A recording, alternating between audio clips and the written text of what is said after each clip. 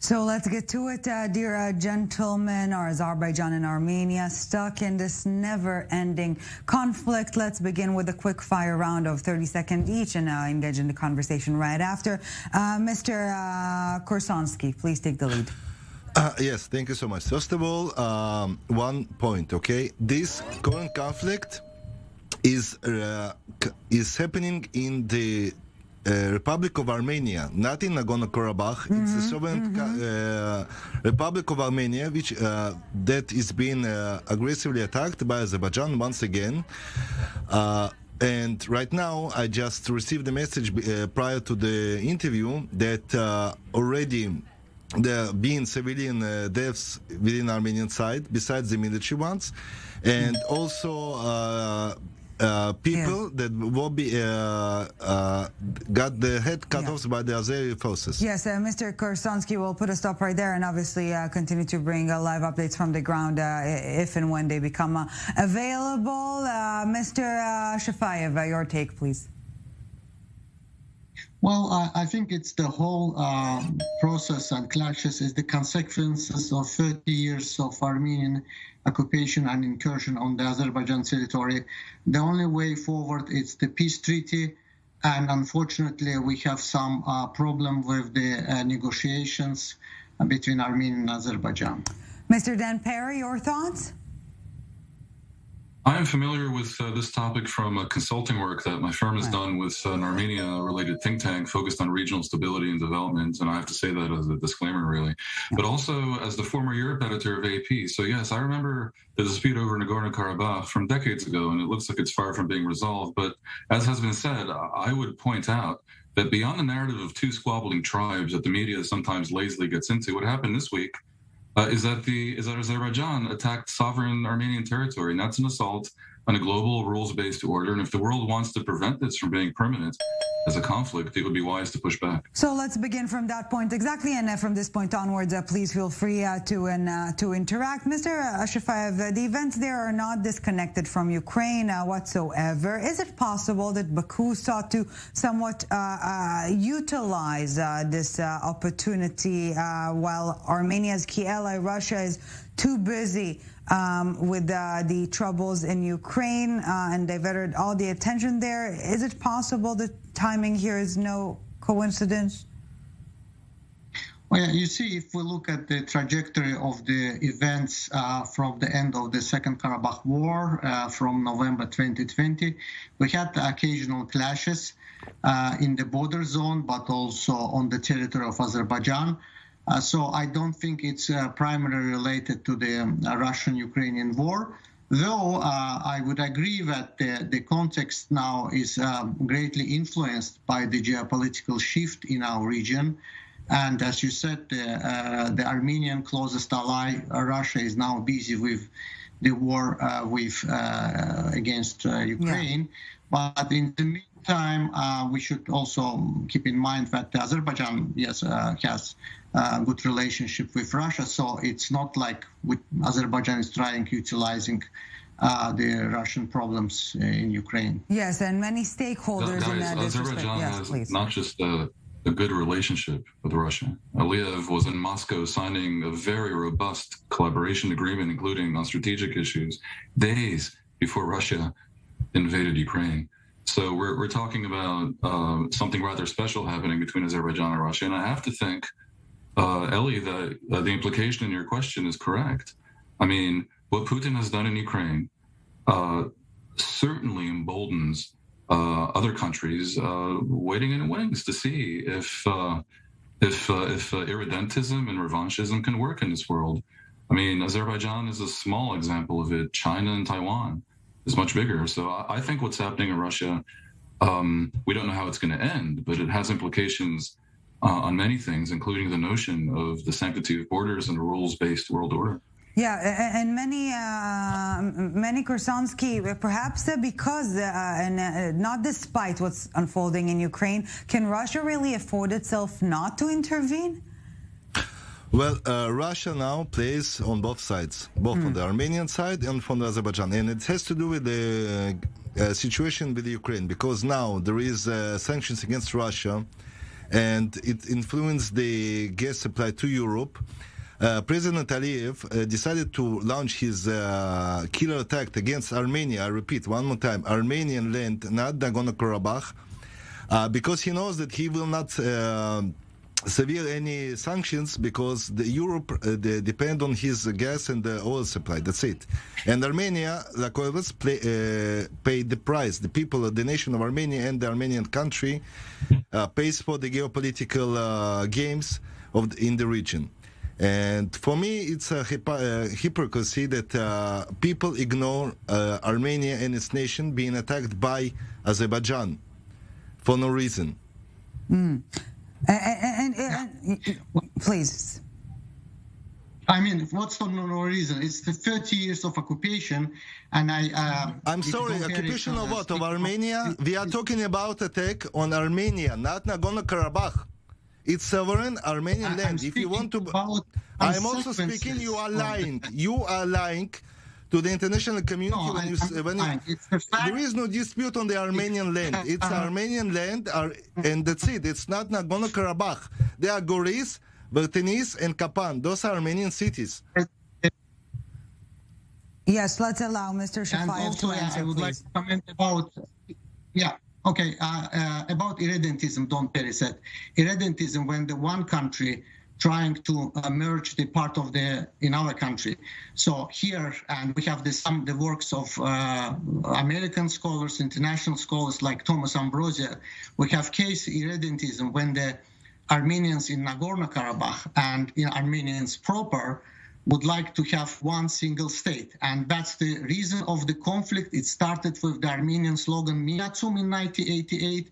So if somebody would like to speak about irredentism, it should speak about Armenian irredentism. The Prime Minister of Armenia has declared that he wants peace. And you also probably want peace, but without Armenians in it, I suppose. No, that's why you attacked us. I think you have to be fair. It's not a mirror image exactly, because there is a very large ethnic Armenian population in Azerbaijan, and the opposite does not exist.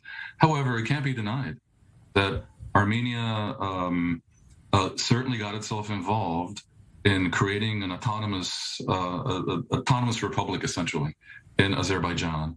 And this reasonably can be seen by Azerbaijan as an infringement upon, well, the sanctity of its borders as they resulted from the Soviet Union. You have something interesting happening here, because Aliyev these days actually makes the same argument vis-a-vis Armenia. So the world does not have a lot of sympathy for separatist movements, I have to say. And therefore, there is a question.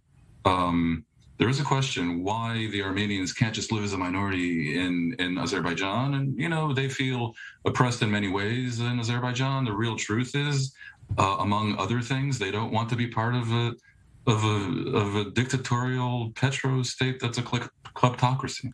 I mean, if you Azerbaijan does not appear to be a very nice country to be a citizen of, but it's true that their so you're suggesting, Mr. Farid, that in a different political climate, this Armenian minority might find itself, might call it a home? It's a question that has to be asked of the Armenian representatives. If Azerbaijan was a more convivial place, would it not be reasonable that you could suffice with living there as a minority? And the Armenian ethnic people of Nagorno-Karabakh don't trust Azerbaijan, and their answer is basically no. I want to mention the pogroms in Sumgait, in Baku, the killings of the Armenian population in Azerbaijan in the 80s. So, and right now, after what has been said and done, and there is no chance that Armenians could ever live and feel safe with Azerbaijan, by Azerbaijani rule. They tried it already in the Soviet Union. It ended up in pogroms, in massacres. No chance. Mr. Shafiyev, yeah. Yeah, I would like to respond, first of all, about this sort of the Armenians cannot live on the current system in Azerbaijan. Let me recall that the conflict began in 1988, long before Aliyev. So it's not about democracy. You can ask whether Russians in Crimea would like to live under Ukrainian democracy. Even in Israel, there is we know that the problem that the Palestinians doesn't want to live. you cannot just refer Actually, that's a rather false to analogy. Yeah, I mean, to that logic, we can extrapolate to some other countries and territories. So I don't think it's about democracy rather than it's Mr. about... Shafiyev, can I ask you a question, You please? don't think it's even a factor? I mean, look, the Arab Israeli citizens... Please, let's allow Mr. Shafiyev to conclude, yeah. So I'm listening to you. If you give me the chance to finish my thought, because I'm not interrupting. Please, sir. They think that it's not about democracy. It has some historical context. As far as the Armenians living in Azerbaijan, we should also ask that today 0 Azerbaijanis live in Armenia because they were all ethnically cleansed. So if you're referring to Sumgait, I can refer to some other tragic events inside Armenia. So I would call today not to look at the past, but look at the future and to find the way out of this conflict. This is nothing than Azeri propaganda, like always. Azeris left Armenia by buses with police escort. Armenians left Azerbaijan as dead bodies. And you know it too. Well, gentlemen, so hold don't your lie thoughts. don't lie, please. Hold your thoughts No, right I'm there, not please, and lying. let's take. You are lying. You are lying. Gentlemen, let's take a deep breath as we will take a break now. We will continue our discussion right after it, and we'll try also to discuss the many different stakeholders that are involved in this long-standing conflict. Thank you very much, gentlemen, for staying with us. Out for a break. Back in a tiny bit. Welcome back to the summit. Still with us, Menny Korsunsky, Mr. Farid, Shafiyev, and Dan Perry. Thank you, gentlemen, all very much for staying with us. Before we dive back into the conversation, let's take a quick listen to the recent remarks from Washington, and as we've mentioned, many different stakeholders in this respect. Let's take a listen. We've long said, but it remains, I think, important, and it needs to be said again, that there can be no military solution to this conflict. We urge restraint from any further military hostilities. We also encourage both governments to reestablish direct lines of communications across diplomatic and military channels, and to recommit to a diplomatic process to resolve the crisis. So it's really difficult to know what was the lit match here that started this. It's possible that there could be some notion by some leaders that Russia's preoccupied, but again, I think we need to be careful speculating on that.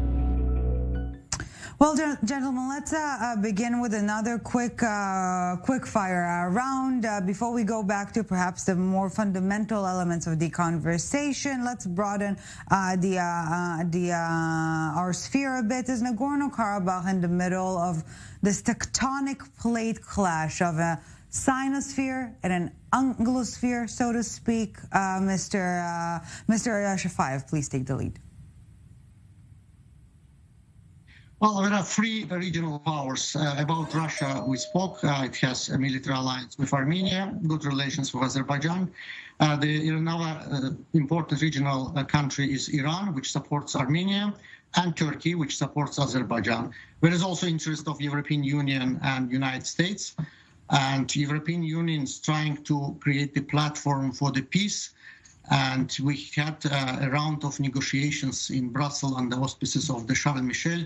And latest was about a peace treaty based on mutual recognition of territorial integrity of both countries. Yes, and if someone's looking for the glass half full or an opportunity in disguise, perhaps a revival of the Minsk group that will get us out of this diplomatic deadlock. Mr. Dan Perry, your thoughts?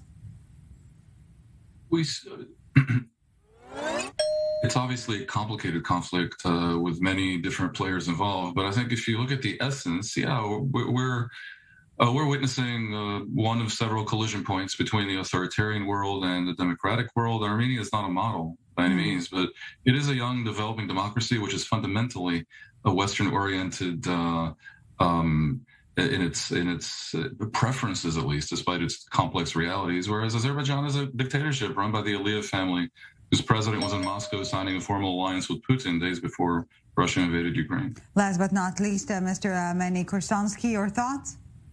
My thought is simple. When I saw that the representative of Azerbaijan, they talk about peace, but in that case they attacked Republic of Armenia, and you still mentioned that it's Nagorno-Karabakh. It's not.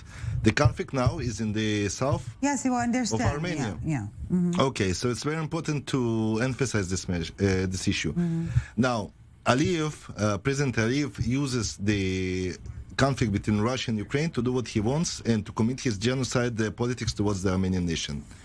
Like I told you, he wants peace without Armenians. Yes, and let's engage in the debate again. And let's all take a deep breath before we do. Mr. Shafiyev, what's more important here? And it is perhaps a blunt question, but a necessary question listening to you gentlemen discuss. The feelings, quote unquote, of the international community or the feelings of the people on the ground?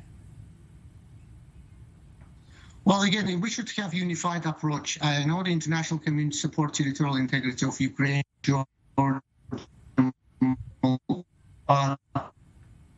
and I think listening to the people on the ground, as I said, if we look at the many ethnic minorities, might not be happy to live within the parent country, but it's about international law, it's about the historical rights, and about the fact that somebody mentioned it's the dictatorship versus democracy. Well, if Armenia is democracy, why Pashinyan never apologized for ethnically cleansing Azerbaijanis in Nagorno-Karabakh, because no Azerbaijanis left in Nagorno-Karabakh when it was controlled by Armenian forces. No Azerbaijanis left in Armenia. Why democratic Armenia won't apologize for that, won't restitute the properties of Azerbaijanis inside Armenia? So really, international law has certain rules, and we should have unified approach and not the double standards. Menny Korsunsky, your thoughts? My thoughts are as following. First of all, you blame Armenia for not apologizing. What about you? What atrocities did you do with the Armenian population that basically built Baku? What did you do with them? What did you do in Samgait, in Malaga? The operation Ring in Nagorno-Karabakh, using the Russian units to cleanse the region of Karabakh from its native population, the Armenians. And if you talk about history, let me emphasize one thing. The region of Artsakh, it has churches in it from the 5th century, while your nation are Muslims, which became Azerbaijanis in about 100 years ago. So what history are we do we talk about here? No, we're younger than Coca-Cola. We're younger than Coca-Cola. And I know that we have, if we look at the Armenian narratives, we are wild, nomadic, Muslim people. So we have no right to live on our land, on our territory, and to stay. What I can say about this kind of... You have no right to kill other nation, what you do. You follow your big brother Turkey to finish the genocide politics. That's what you do. You do it right now as we speak. By the way, I have to say, what happens here is that Aliyev is very good at making statements that fall just short of what you say, and they're plausibly deniable, but they go just far enough to really freak out the Armenians. And I mean, calls them dogs, and at various times said they had no right, not even a servant, and they had no right to Armenia. But it can't be denied, Mr. Korsunsky, that it's clear that Armenians do have some version of a claim upon what is sovereign territory of Azerbaijan, and they're giving you the same sort of treatment now in attacking sovereign territory of Armenia. And Aliyev has said the same thing. He said, if they have claims on my territory, I have claims on your territory. But you can't deny that he said that. And in particular, this applies to the Zangezur corridor, of course, where Armenians which is part of Armenia. This is part of Armenia. But it was before 1920 was part of Azerbaijan, and this is part of a bigger issue, which is that the borders. Azerbaijan became a republic in 1918. That's it. Yes, the internal borders of the Soviet Union. Before that, there were various states. Before Russia took over, they were moved around to create chaos, and what we have here is chaos.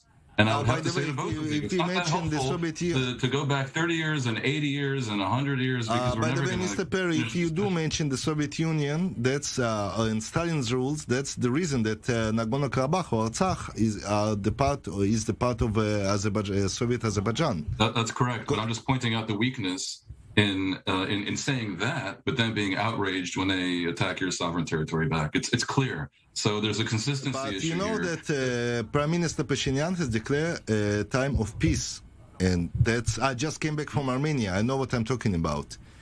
And the Armenian nation There's no doesn't question, and you're right, Mr. Korsunsky, to focus on the fact that this week Azerbaijan absolutely attacked sovereign Armenian territory. And I know that the original spin. Yeah, but the original spin was that, they were somehow provoked. I see that's going away. They clearly did it. And I have to wonder, Mr. Shafiyev, why they did that. Because in so doing, they sort of dropped one of their advantages, which is the argument that the borders are sacrosanct. Let's allow Mr. Shafiyev to reply, please, yeah. Well, again, the clashes happened due to the provocations, and now even the Armenians admitting that we planted some mines on the border zones. So we never had really a peaceful border. We had always constant shellings from the Armenian territory. And if, again, the paradigm, I agree, now changed, because the Azerbaijani army now decided to respond on the Armenian territory, because all these 30 years, everything is a lie. That is a lie. You cannot always say lie. Okay. I explain why. Gentlemen, unfortunately, we will have to wrap it up here. We need to take another break. Menny Korsunsky, Mr. Farid, Shafiyev, and then Perry, thank you very much for your time. Hopefully, we can continue the discussion soon. Out for a last 2-minute break, and we're back with much more. Don't go anywhere.